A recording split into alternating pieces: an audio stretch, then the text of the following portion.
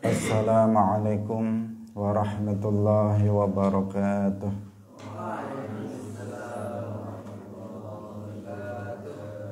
Alhamdulillahi rabbil alamin.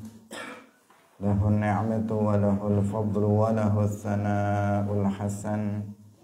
Wa salawatullahil barrir rahim wal malaikatil muqarrabin ala sayyidina wa maulana Muhammadin wa ala alihi wa ashabihi tayyibin at-tahirin.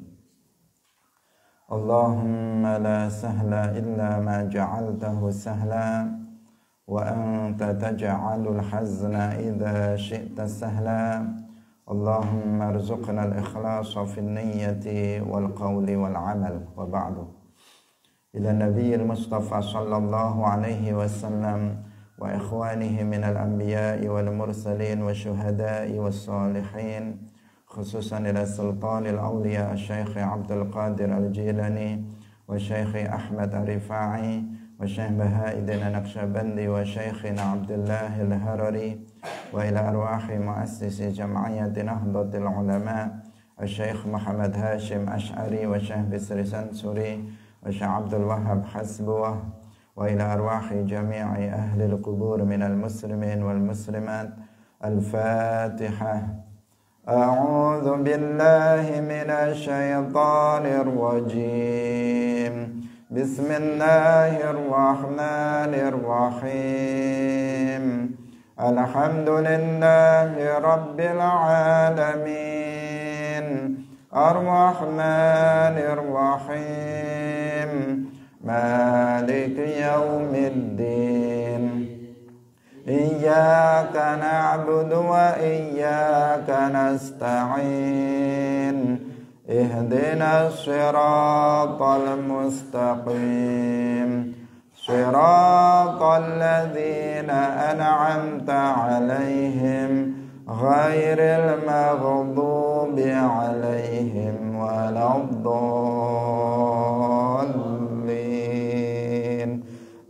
Amin. Hadirin hadirat kaum muslimin muslimat, pemirsa Madu TV rahimakumullah. Alhamdulillah, kita bersyukur kepada Allah Subhanahu wa taala. Pada pagi hari ini kita kembali dianugerahi taufiknya sehingga kita bisa kembali bersama-sama dalam pengajian tafsir ayatil ahkam. Semoga kebersamaan kita pada pagi hari ini dalam majelis ilmu yang mulia ini diberkahi oleh Allah Subhanahu wa taala dan diterima oleh Allah sebagai amalan sholihan maqbulah. Amin ya rabbal alamin. Salawat dan salam semoga tetap terlimpahkan kepada Nabi Agung Nabi Muhammad sallallahu alaihi wasallam, para sahabatnya, keluarganya, serta seluruh umat Islam yang mengikuti beliau ila yaumil qiyamah. Hadirin rahimakumullah. Mari kita mulai ngaji kita pagi hari ini. Dengan tidak lupa saya mengingatkan masing-masing kita agar mengikhlaskan niatnya ngaji lillahi ta'ala. Ayat yang akan kita bahas penafsirannya pada pagi hari ini adalah Al-Quran Surat Al-Baqarah ayat 187. Surat Al-Baqarah ayat 187. Qala Allah Ta'ala: Uhilla lakum laylatas siyami rafathu ila nisaikum hunna libasul lakum wa antum libasul lahun. Alimallahu annakum kuntum takhtanuna anfusakum fataba alaikum wa afa ankum. Fal'ana bashiruhunna wabtaghu ma kataballahu lakum. Wa kulu washrabu hatta yatabayyana lakumul khaytul abyadu minal khaytil aswadi minal fajr thumma atimmus siyama ilal lail. Uhilla lakum lailatas siyamir rafathu ila nisaikum. hunna libasul lakum wa antum libasul lahun alimallahu annakum kuntum takhtanuna anfusakum fataba alaikum wa afa ankum fal'ana bashiruhunna wabtaghu ma kataballahu lakum wa kulu washrabu hatta yatabayyana lakumul khaytul abyadu minal khaytil aswadi minal fajr thumma atimmus siyama ilal lail. Qala an-Nasafiyyu fi tafsirihi kana ar-rajulu idza amsa halla lahul aklu wasyurbu wal jima'u ila ayyusalli al-isya al-akhirata aw yarquda fa idza sallaha aw raqada wa lam yuftir haruma alaihi at-ta'amu wasyarabu wan nisa'u ila al-qabilati. Thumma inna Umar radhiyallahu anhu waqa'a ahlahu ba'da salatil isya'il akhirati falamma ightasala akhadha yabki wa yalumu nafsahu fa'atan nabiyya alaihi salam wa akhbarahu bima fa'ala faqala alaihi salam ma kunta jadiran bidzalika fanazala uhilla lakum lailatas siyamir rafathu. Hadirin hadirat rahimakumullah,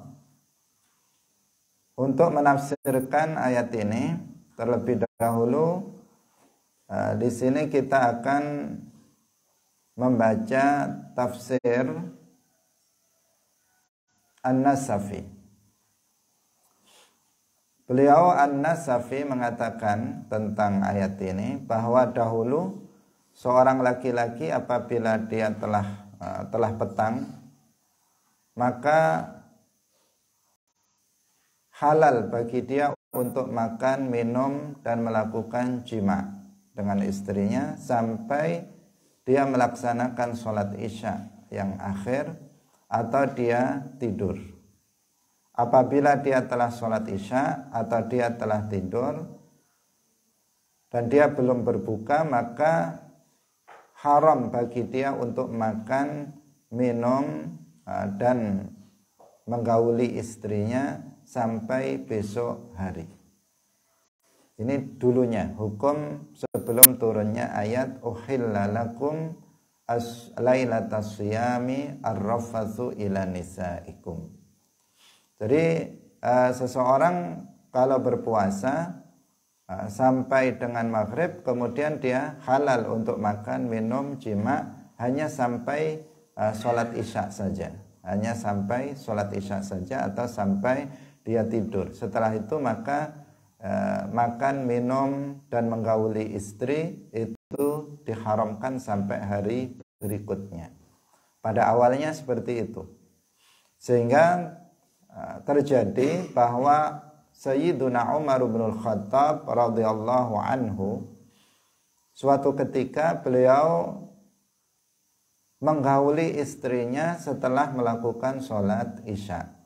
Setelah melakukan sholat isya, setelah ketika dia mandi, dia mulai menangis dan menyalahkan dirinya sendiri. Kenapa dia melakukan sesuatu itu? Kenapa dia melakukan itu? Padahal semestinya itu tidak boleh dilakukan. Setelah melaksanakan sholat isya, maka tidak boleh seseorang itu melakukan hubungan suami istri. Makan minum juga sudah nggak boleh lagi. Tetapi Sayyiduna Umar di sini melakukannya. Sehingga beliau kemudian menyalahkan dirinya sendiri dan datang kepada Nabi Shallallahu Alaihi Wasallam untuk memberitahukan tentang apa yang beliau lakukan. Dan Nabi kemudian bersabda, ma kunta jadiran bidzalika. Artinya tidak layak bagi kamu untuk melakukan hal itu. Sehingga kemudian turunlah ayat uhilla lakum lailatas siyami rafathu ay al-jima'u ila nisaikum. dihalalkan bagi kalian pada malam puasa itu untuk melakukan jima. Ila nisaikum, artinya melakukan jima dengan istri-istri kalian. Uddiya bi ila litadammunihi ma'nal ifdha wa innama kunniya anhu bilafdhir rafath adalli ala ma'nal qubhi wa lam yaqul al ifdha ila nisaikum istiqbahan lima wujida minhum qabla al ibahati kama sammahu ikhtiyanan li anfusihim. Di sini ar-rafathu dimuta'addikan dengan huruf jar ila. Ar-rafathu ila nisaikum. Bukan hanya sekadar ar-rafathu, karena ar-rafath secara bahasa artinya adalah keburukan. Secara bahasa artinya keburukan. Uhilla lakum lailatas siyam ar-rafathu. Jika tidak ada kata ila nisaikum, maka maknanya adalah secara bahasa artinya keburukan. Tetapi ketika ditambahkan ar-rafathu ila nisaikum, maka itu berarti rafath di sini berarti menggauli istri-istri kalian. Dihalalkan bagi kalian pada malam puasa, artinya pada bulan Ramadan, di malam hari untuk melakukan hubungan suami istri. Itu yang dimaksud ar-rafathu ila nisaikum. Agar dipahami bahwa rafath di situ berarti menggauli istri, menjima istri, maka dalam ayat ini rafath dimuta'addikan dengan huruf jar ila. Ar-rafathu ila nisaikum. Kemudian kenapa disebut dengan rafath? Al-jima, melakukan hubungan suami istri itu dalam ayat ini kenapa disebut sebagai rafath? Pada rafath itu dari sisi bahasa maknanya adalah keburukan. Sedangkan melakukan hubungan suami istri pada dasarnya bukan sebuah keburukan. Pada dasarnya bukan sebuah keburukan, karena memang itu sesuatu yang halal. Seorang suami istri melakukan hubungan suami istri itu sesuatu yang halal. Tetapi kenapa di sini disebut rafath yang menunjukkan itu sebuah keburukan, seakan-akan itu sebuah keburukan. Walam yakul al-ifdha ila nisaikum istiqbahan lima wujida minhum qabla al-ibahah. Ini karena memang untuk menganggap perbuatan tersebut perbuatan yang buruk, karena belum ada pembolehan di awal. Pada awalnya kan belum diperbolehkan di malam hari seorang laki-laki melakukan jima dengan istrinya, itu pada awalnya nggak boleh. Karena itulah maka dibahasakan dengan bahasa rafath, karena memang pada awalnya di malam puasa, di malam Ramadan, seorang laki-laki di malam hari setelah sholat isya yang akhir itu tidak boleh dia menggauli istrinya. Kalau seseorang melakukan, maka itu sesuatu perbuatan yang buruk, sehingga disebut rafath. Ar-rafathu ila nisaikum. Kama sammahu ikhtiyanan li anfusihim. Sebagaimana hal itu melakukan hubungan suami istri di malam Ramadan setelah sholat isya yang akhir, pada waktu itu juga disebut dengan ikhtiyan li anfusihim. Annakum kuntum takhtanuna anfusakum. Artinya kalian itu menzalimi diri kalian, kalian mengkhianati diri kalian sendiri.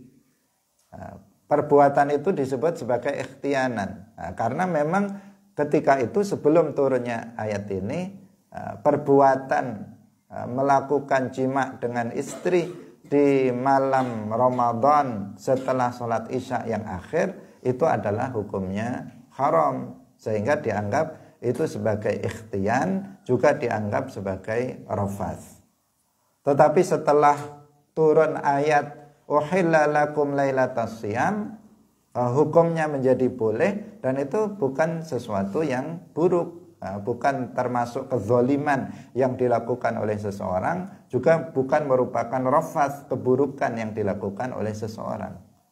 Jadi dianggapnya sebagai rafas, dianggapnya sebagai ikhtian dalam ayat tersebut itu adalah karena sebelumnya melakukan jima dengan istri di malam Ramadan setelah sholat yang isya yang akhir itu adalah hukumnya haram, sehingga disebut dengan sesuatu yang buruk. Tetapi setelah turunnya ayat ini tentu itu bukan sesuatu hal yang buruk.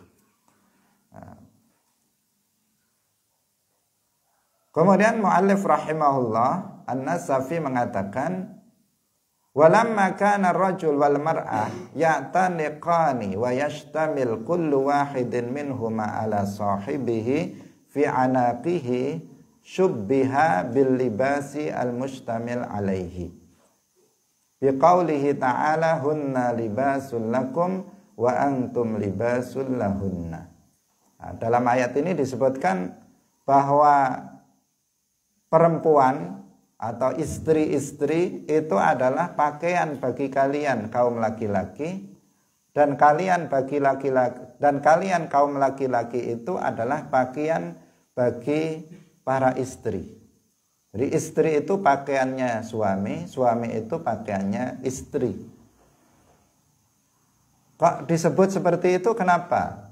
Dijelaskan oleh An-Nasafi, ketika seorang laki-laki dan perempuan itu saling merangkul, ya'taniqani, saling merangkul, suami istri saling merangkul, kemudian masing-masing dari keduanya itu saling mendekap, saling berangkulan, sehingga keduanya itu diserupakan dengan pakaian. Suami istri saling berangkulan, seakan-akan suami itu pakaiannya istri, istri itu pakaiannya suami. Karena itulah maka istri disebut libas bagi suami, pakaian bagi suami, suami disebut libas bagi istri. Ini bukan vulgar ya, tetapi beliau juga menjelaskan seperti itu. Laki-laki dan perempuan disebut sebagai libas, karena kalau pakaian itu kan seakan-akan dia tidak bisa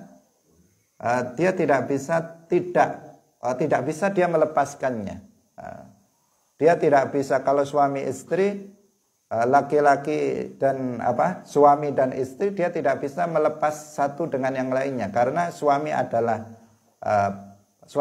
pakaian dari istri, istri adalah pakaian dari suami. Seakan-akan dia nggak bisa untuk dilarang untuk tidak saling berangkulan atau saling melakukan hubungan suami istri, itu nggak bisa untuk dilepas, itu nggak bisa. Karena itulah maka diberi kesempatan kalau malam dihalalkan bagi kalian untuk melakukan hubungan suami istri. Jadi di sini seakan-akan Allah Subhanahu wa taala menjelaskan tentang alasan kenapa sekarang bagi seorang laki-laki boleh menggauli istrinya di malam hari, di malam Ramadan. Karena memang keduanya nggak bisa untuk nggak melakukannya, khususnya bagi sebagian orang akan sangat berat bagi suami untuk tidak menggauli istrinya atau sebaliknya. Hadirin yang dirahmati oleh Allah Subhanahu wa taala,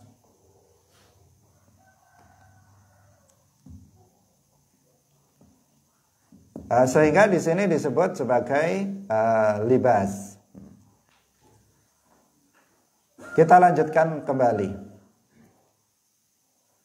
Waqila libasun ay sitrun anil harami wa hunna libasul lakum isti'nafun kal bayani li sababil ihlali wa huwa annahu idza kanat bainakum wa bainahunna mithlu hadhil mukhalatati wal mulabasati qalla sabrukum anhunna wa sa'uba 'alaikum ijtinabuhunna falidha rukhisa lakum fi mubasharatihinna. Ini yang tadi kita telah jelaskan sedikit. Satu pendapat, kenapa laki-laki disebut pakaian istri, istri disebut pakaian suami? Tadi karena keduanya saling berangkulan, saling sulit untuk dipisahkan, dipisahkan, selalu melekat terus ya, selalu melekat terus antara suami dan istri ini, sulit dipisahkan, maka disebut sebagai pakaian. Kayak pakaian kita ini sulit untuk kita lepaskan dari pakaian kita, demikian juga suami istri kayak begitu, sehingga disebut pakaian. Menurut pendapat yang lain, libas itu artinya adalah penutup, penutup dari sesuatu yang haram. Sehingga dikatakan suami itu atau istri itu adalah libas bagi istri itu adalah libas bagi suami, artinya istri itu penutup dari sesuatu yang haram. Demikian juga suami itu libas bagi istri karena dia adalah suami itu menjadi penutup dari sesuatu yang haram. Artinya dengan sebab seseorang itu melakukan pernikahan, sehingga keduanya itu terjauhkan dari perbuatan-perbuatan yang haram. Artinya dia akan terhindar dari perbuatan zina dan seterusnya karena ada istri atau ada suami yang menjadikan hubungan di antara keduanya, jima yang mereka lakukan itu adalah sesuatu yang halal, bukan sesuatu yang haram. Kalau seseorang itu tidak menikah misalnya, artinya dia tidak ada pakaian yang menutup dirinya dari melakukan perbuatan yang haram. Dia bisa jatuh pada perbuatan atau jatuh kepada perbuatan zina. Karena itu dalam dalam hadis disebutkan kalau ada seseorang itu memiliki syahwat yang kuat untuk melakukan jima, kemudian dia nggak punya biaya untuk menikah, dia orang miskin, mau menikah nggak bisa, tapi dia memiliki syahwatnya untuk melakukan jima itu kuat, syahwat hawa nafsunya kuat, maka dia disarankan untuk berpuasa, untuk meredamnya dengan cara berpuasa. Dan apabila seseorang keinginannya untuk melakukan itu kuat, kemudian dia menikah, maka menikah ini menjadi penutup bagi dia untuk melakukan perbuatan yang haram, yaitu zina. Berbeda dengan seseorang yang memiliki syahwat yang kuat untuk melakukan jima, kemudian dia nggak berpuasa juga, dia tidak berpuasa, dia malah dia kemudian melakukan hal-hal yang bisa meninggikan syahwat dia, maka dia bisa jatuh pada perkara-perkara yang haram, yaitu termasuk muqaddimah zina ataupun jatuh kepada zina itu sendiri. Nah, ini menurut sebagian ulama kenapa perempuan atau istri itu disebut dengan libas, pakaian, dan suami juga pakaian bagi suami dan suami adalah pakaian bagi istri, karena keduanya saling menutup satu dengan yang lain dari melakukan perbuatan yang haram.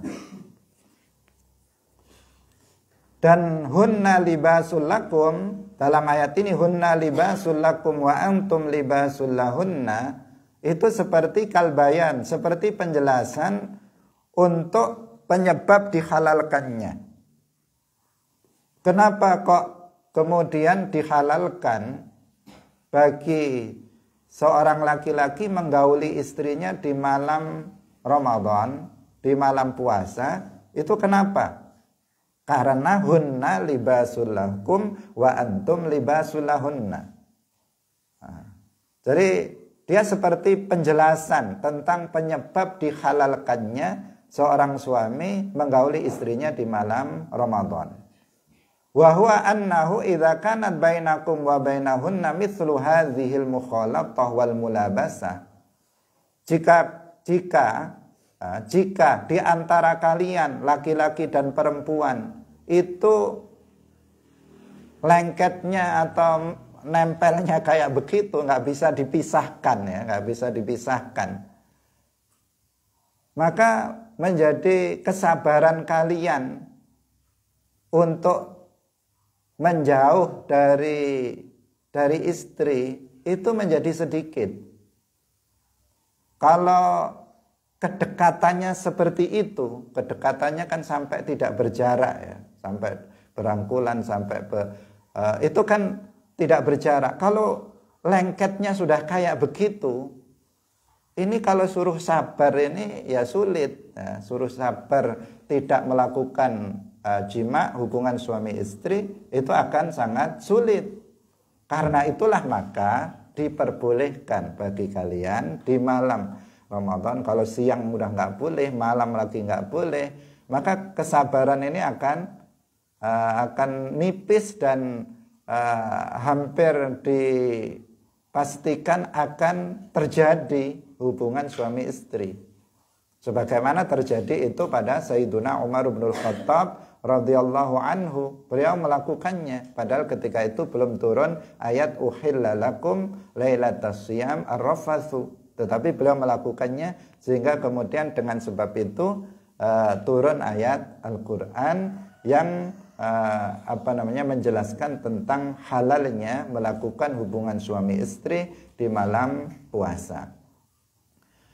Falidza rukhisa lakum fi mubasharatihinna, karena itu dihalalkan karena sulit bagi kalian itu untuk menjauhi istri karena sudah saking nempelnya kayak begitu, kayak pakaian, maka diberikan keringanan bagi kalian untuk melakukan hubungan suami istri di malam puasa.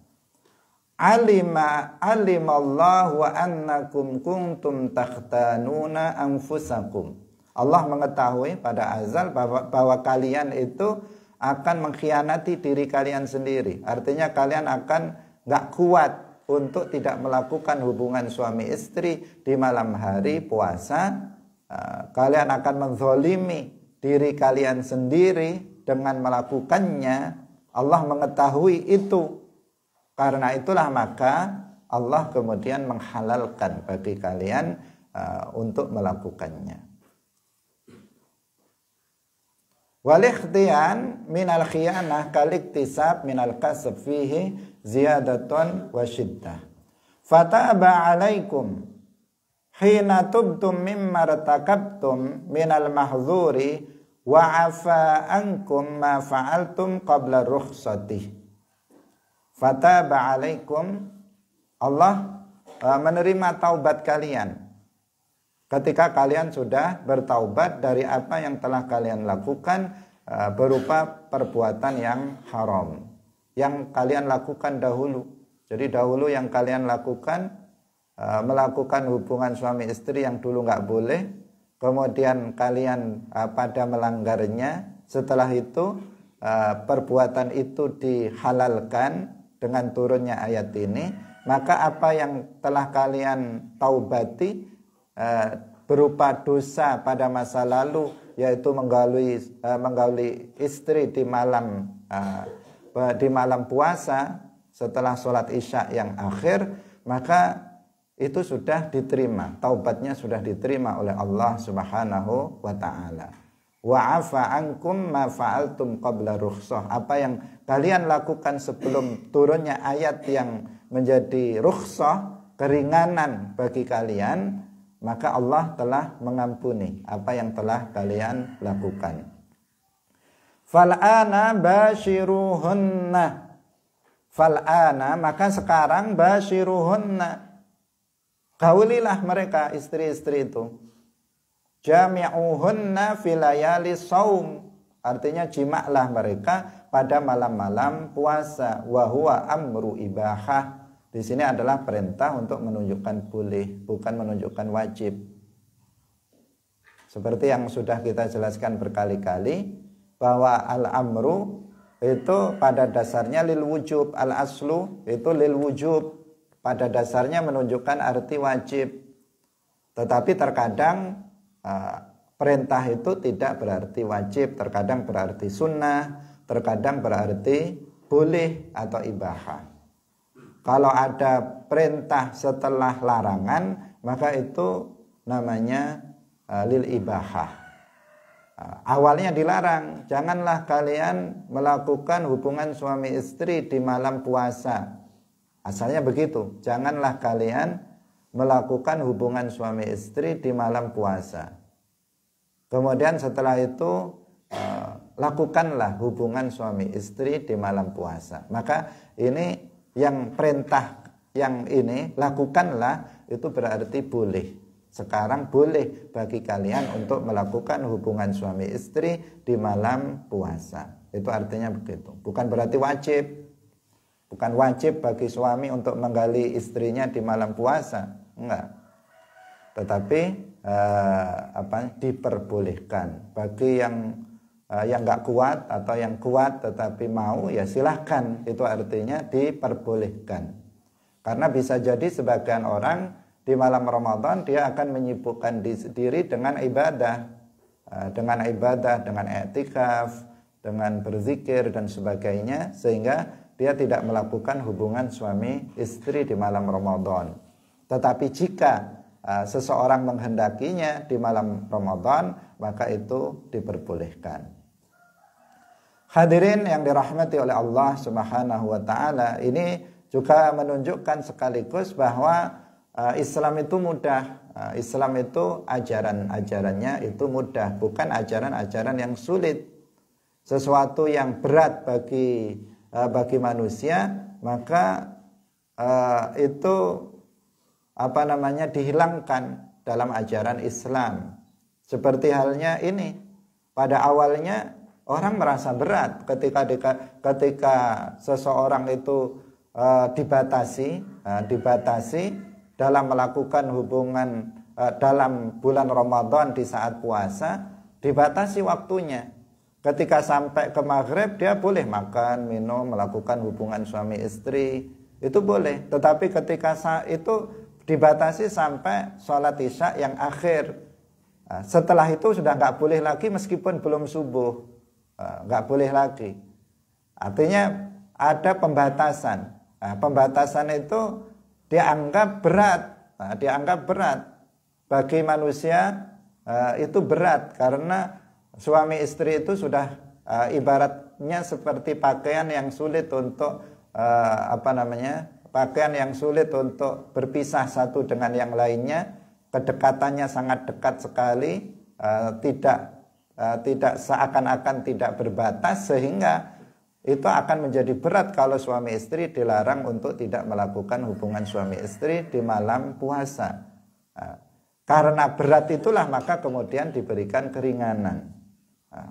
Seseorang misalnya seseorang bepergian jauh ini, kalau seseorang melakukan sholat dengan sempurna itu akan sangat berat bagi mereka. Maka kemudian ada rukhsah, ada keringanan bagi mereka untuk melakukan sholat jamak dan sholat qashar. Jadi sesuatu yang itu berat bagi manusia, kemudian ada rukhsah, ada rukhsah, ada hukumnya itu kemudian diringankan oleh Allah Subhanahu wa taala. Seperti tentang misalnya peperangan. Peperangan melawan orang-orang kafir. Dahulu di awal-awal Islam, kalau lawannya orang kafir itu berbanding 10, 1 lawan 10, orang Islam 1 lawannya 10, maka nggak boleh mundur. Misalnya 100 orang Islam 100, orang kafir 1000, itu tidak boleh mundur, harus dihadapi. Tetapi itu berat bagi umat Islam, sehingga kemudian berganti 1 lawan 2, 1 lawan 2, orang Islam 1, misalnya orang Islam 100, orang kafir 200, baru nggak boleh mundur. Jika orang kafirnya 1000, boleh mereka untuk mundur dalam rangka untuk tidak mencelakakan diri atau menghancurkan umat Islam itu sendiri. Tidak boleh lari dari medan perang. Jika lawannya 1 lawan 2. Ini namanya apa? Meringankan sesuatu yang berat kemudian diringankan.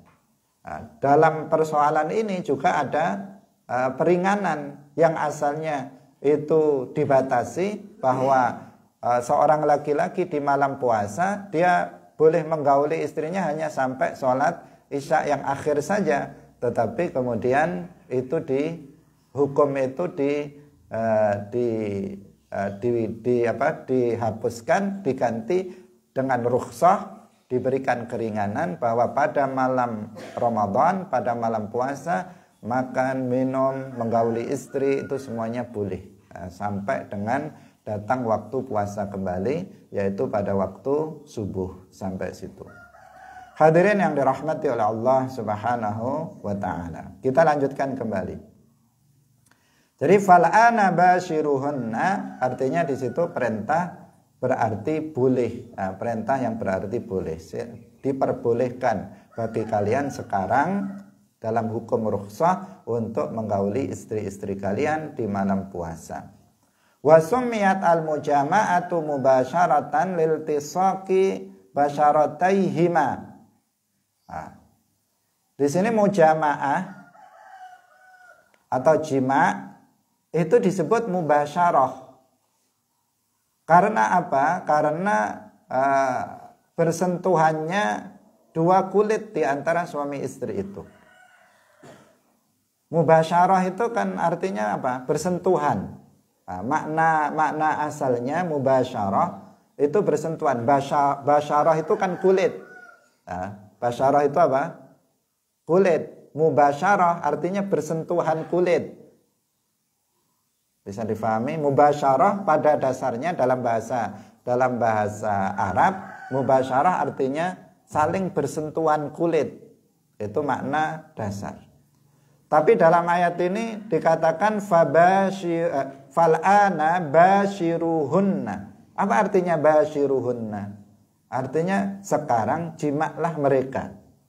Jimaklah istri-istri kalian. Artinya boleh bagi kalian untuk menjima istri kalian. Jadi mubasyarah dimaknai dengan mujama'ah. Kenapa?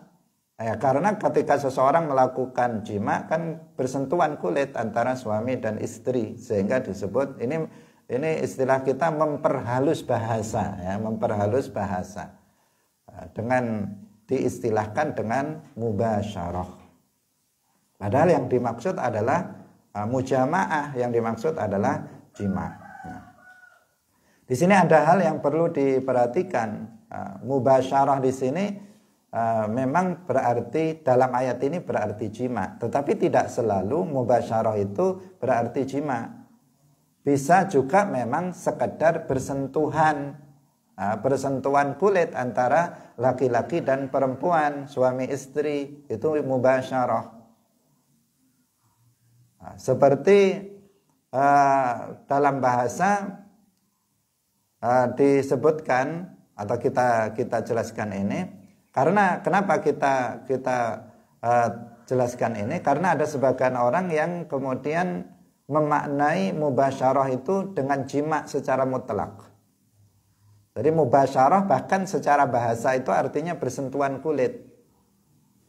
Bersentuhan kulit secara bahasa.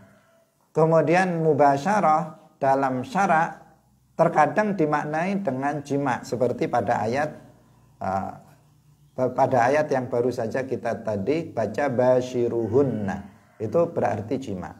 Tetapi mubasyarah itu tidak selalu berarti jima, tetapi terkadang berarti ya saling bersentuhan kulit, saling melekat antara kulit laki-laki dan perempuan, saling berdekapan, itu juga berarti mubasyarah.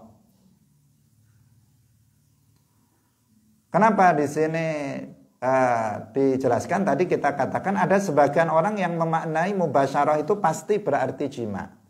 Sehingga ketika memaknai hadis Aisyah bahwa Sayyidah Aisyah radhiyallahu anha, beliau mengatakan kana yubashiruni Rasulullah sallallahu alaihi wasallam wa huwa shaim.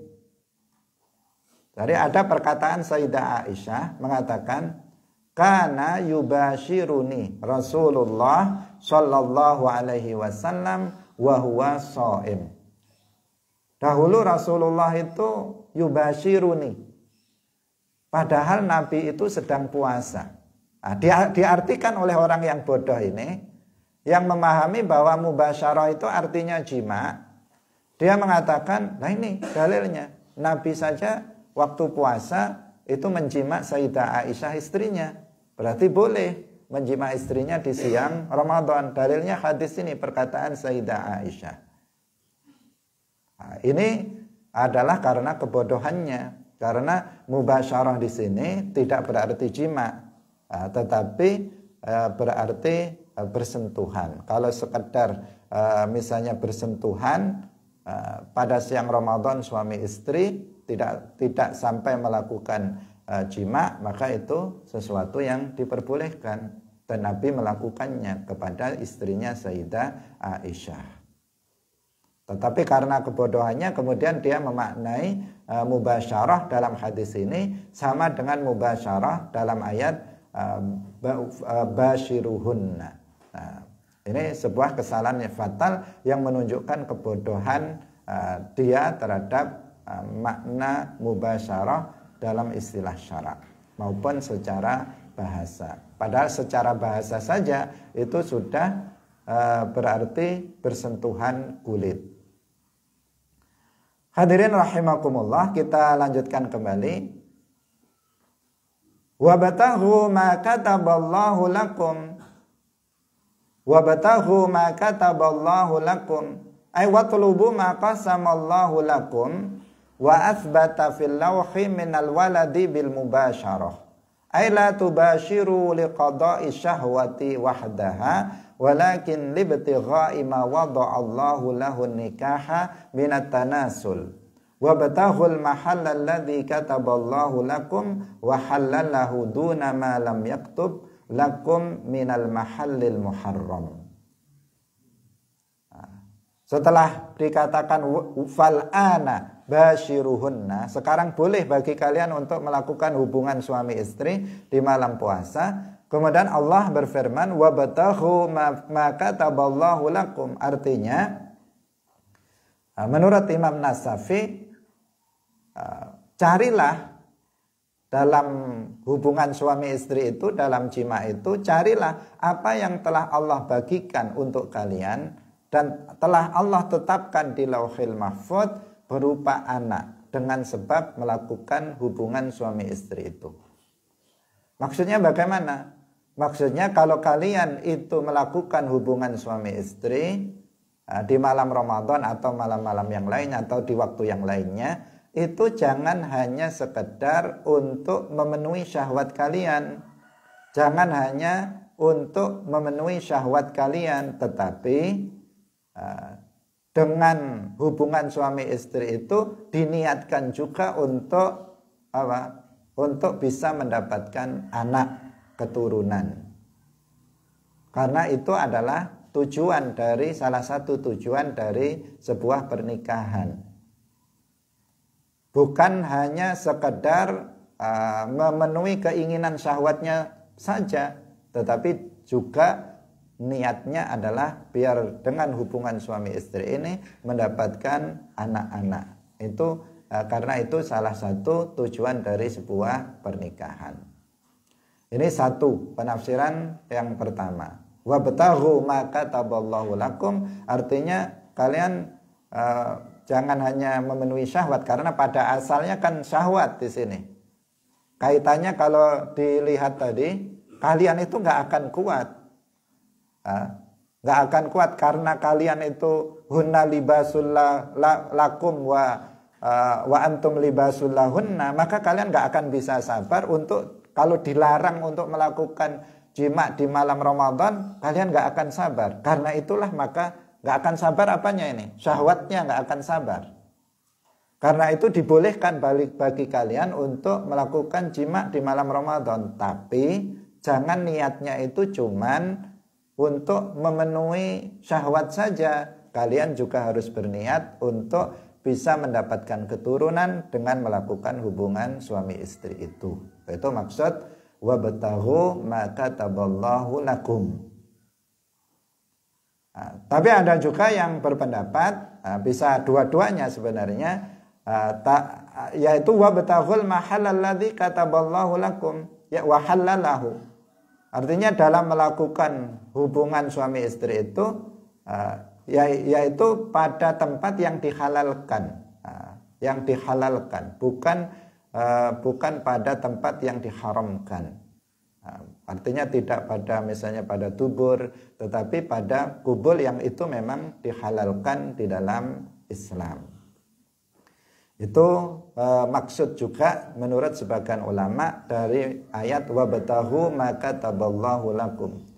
Meskipun hubungan suami istri diperbolehkan di malam Ramadan, tetapi tetap melakukannya dalam koridor yang dihalalkan. Wa kulu washrabu hatta yatabayyana lakumul khaytul abyadu huwa awwalu ma yabdu minal fajr al-mu'tarid fil ufuq kal khaytil mamdud. Makan dan minumlah kalian sampai menjadi jelas bagi kalian benang yang putih. Benang yang putih. Dan yang dimaksud di situ adalah fajar yang pertama kali tampak. Fajar yang pertama kali tampak yang dia berbentuk horizontal tipis dari ufuk di ufuk timur dari utara ke selatan yang berbentuk horizontal. Kal khaytil mamdud, yang itu seperti benang yang ditarik. Benang yang ditarik. Jadi kalau kita melihat fajar shadiq di ufuk timur di pagi hari ketika subuh, maka terlihat nyelirit fajar putih, cahaya putih dari selatan ke utara. Kalau diperhatikan, dia seperti benang putih yang ditarik. Karena kecilnya dan dia memanjang. Itu diistilahkan al-khaytul abyad. Jadi al-khaytul abyad yang dimaksud adalah fajar shadiq. Kalian boleh makan, boleh minum, boleh melakukan hubungan suami istri sampai terbit fajar. Itu maksudnya. Hatta yatabayyana lakumul khaytul abyad minal khaytil aswad wa huwa ma yamtaddu min sawadil lail. Kalau al khaytil aswad, benang yang hitam, itu artinya hitamnya malam. Kalau malam ini kan gelap. Dia warnanya hitam. Di atasnya kemudian ada benang putih, ada cahaya putih, yaitu berupa fajar shadiq. Ketika benang putih itu terlihat dari benang yang hitam, yaitu gelapnya malam itu, maka sudah diperbolehkan, tidak boleh lagi bagi kalian untuk makan, minum dan melakukan hubungan suami istri, karena dia harus memulai puasanya kembali. Nah, bayan minal khaytil aswad tadi sudah, syubbiha bi khaytaini abyad wa aswad limtidadihima. Diserupakan dengan benang karena dia sama-sama diulurkan seperti benang. Minal fajr bayanun anal khaytal abyadha minal fajr la min ghairihi. Bahwasanya al khaytul abyad dari fajar itu maksudnya adalah ya fajar shadiq itu bukan selain fajar. Al khaytul abyad, benang putih dari fajar, berupa fajar, bukan berupa yang lainnya. Waktu fiyabihi an bayatil khaydil aswad li anna bayana ahadihima bayanun lil akhar. Aw min litab'id li annahu ba'dul fajri wa awwaluhu. Sebagian mengatakan minnya itu litab'id. Litab'id artinya merupakan bagian, benang putih yang merupakan bagian dari fajar. Kenapa? Karena benang putih itu yang tadi terlihat seperti benang itu adalah bagian dari fajar shadiq, yang akan muncul, atau dia adalah awal dari fajar shadiq yang muncul di pagi hari. Sehingga minnya dikatakan minal fajri, minnya berfungsi tab'id untuk menunjukkan arti sebagian. Hadirin rahimakumullah. Wa qauluhu minal fajr akhrajahu min babil isti'arah wa sayyarahu tashbihan balighan kama anna qaulaka ra'aitu asadan majazun fa idza zitta min fulan raja'a tashbihan. Jadi di sini minal fajr itu untuk mengeluarkan dari bab isti'arah dan menyerupakannya dengan tasbih, dan menjadikannya menjadi tasbih, yaitu penserupaan. Kalau misalnya nggak ada minal fajr, maka itu adalah namanya isti'arah. Namanya apa? Isti'arah dalam ilmu balaghah. Artinya menggunakan suatu kata untuk makna yang lain, untuk makna yang lain. Al-khaitul abyad asalnya ya benang itu, benang yang kita tahu itu, benang berupa benang yang untuk menjahit itu al-khaitul abyad, asalnya seperti itu. Kemudian dipinjam untuk makna fajar shadiq, itu namanya isti'arah. Untuk lebih dalam harus belajar balaghah. Kalau enggak ya kurang bisa memahaminya. Kemudian ada kata minal fajr. Kalau dia enggak ada minal fajr, cuman minal khaitil, misalnya hanya disebut al khaitul abyad, maka itu isti'arah. Tapi kalau ada kata-kata minal fajr, maka itu berarti tasbih. Itu tasbih. Dalam balaghah juga namanya tasbih, yaitu menyerupakan. Bahwa fajar dikatakan al-khaitul aswad, al-khaitul abyad minal fajr. Berarti fajar yang menyerupai benang yang putih. Tasbih namanya. Fajar shadiq yang menyerupai benang yang putih. Seperti perkataan kamu ra'aitu asadan, saya melihat singa. Maka di sini majaz, isti'arah. Tetapi kalau kamu tambahi kata min fulan, maka itu adalah tasbih, namanya tasbih. Itu dalam bahasa Arab, dalam ilmu balaghah.